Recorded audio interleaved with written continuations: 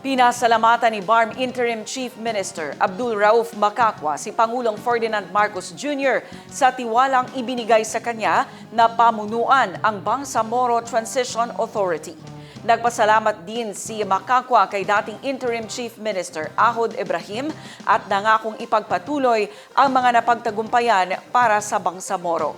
May mensahe din si Macacua sa mga bagong appointed members ng BTA. Let me also sincerely thank President Ferdinand R. Marcos Jr. for trusting me to serve as Interim Chief Minister of the Bangsamoro.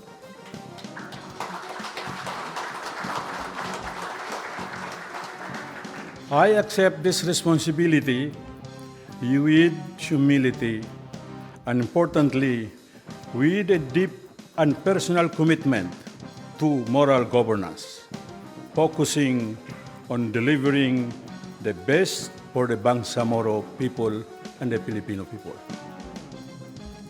I thank the President as well for recognizing the long, arduous struggle of the Bangsamoro, especially the sacrifices of my fellow Mujahideen who fought for our right to self-determination.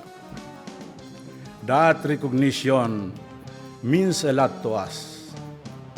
It honors our past and strengthens our hope for a peaceful future.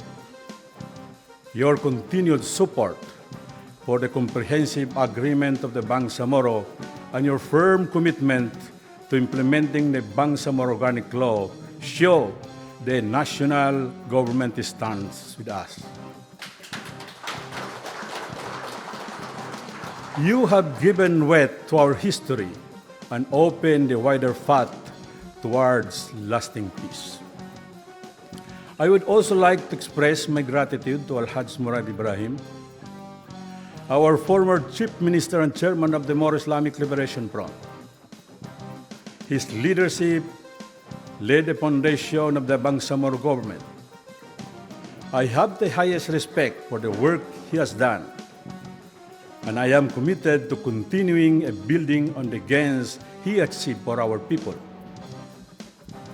Now, to the newly appointed members of the Parliament, you are not just filling seats.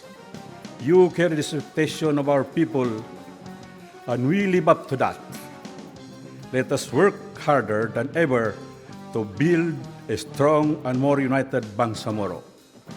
Let us show our full support to the President as he leads us towards a bagong Pilipinas, a country that is just, more inclusive, and more united.